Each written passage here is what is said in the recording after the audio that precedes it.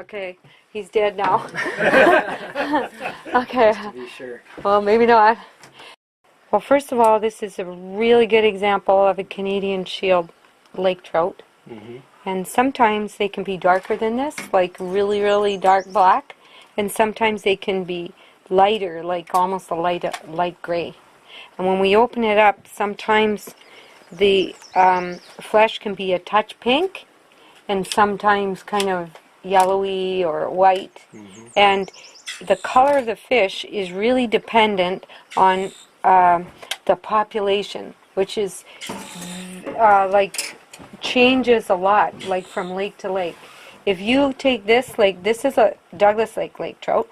If you go and catch a lake trout on Caribou, there's two populations there. One that spawns in one part of the lake and one in another part of the lake.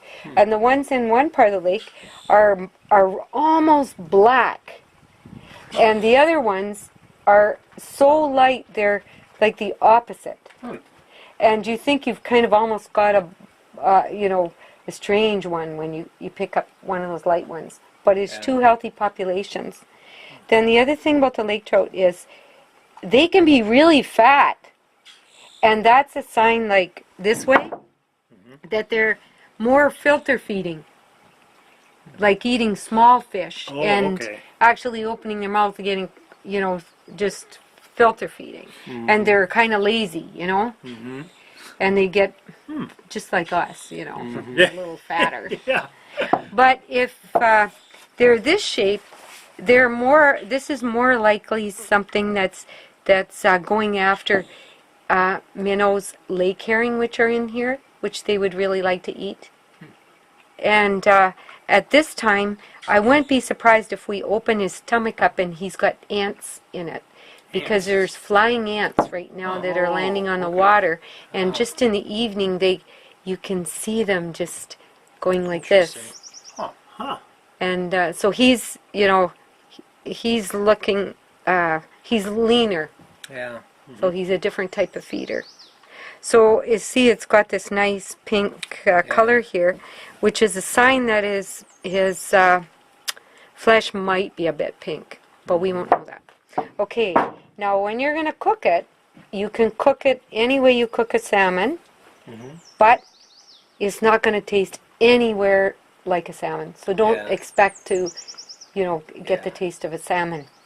And they taste very different lake to lake. If you really eat lake trout, you realize that their taste is dependent on what they're eating. Some of them can be quite oily, and you smell the oil as you're cooking them. And some of them aren't. So this won't be that oily because there's no really oily fish in here like alewife and stuff like that. So this lake trout won't be as oily as what you might get in a different lake.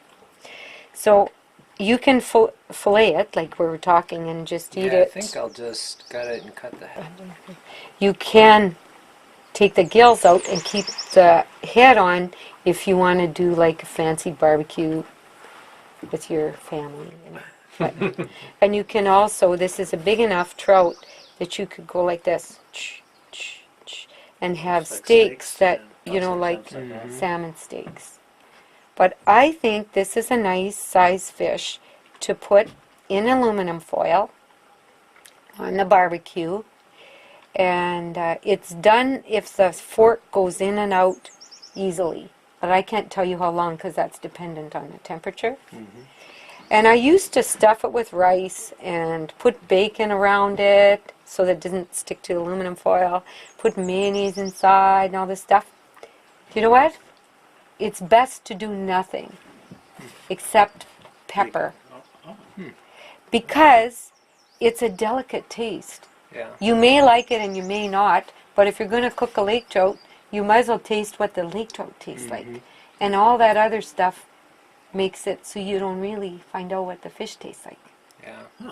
So, okay, so you're choosing to cut it, and you realize that it's going to get the most meat, you're going to go in this way. Like? In that way. And you're not going to cut towards yourself like you are, but... Straight down? No, you're going in, and then you're turning it over and going in. But you're cutting towards yourself, which I don't want to watch.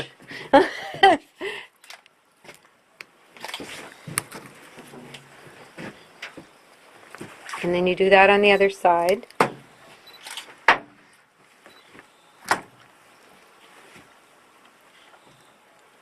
And you're cutting towards yourself again. Very bad idea. It's a matter of when you're going to cut yourself, not if.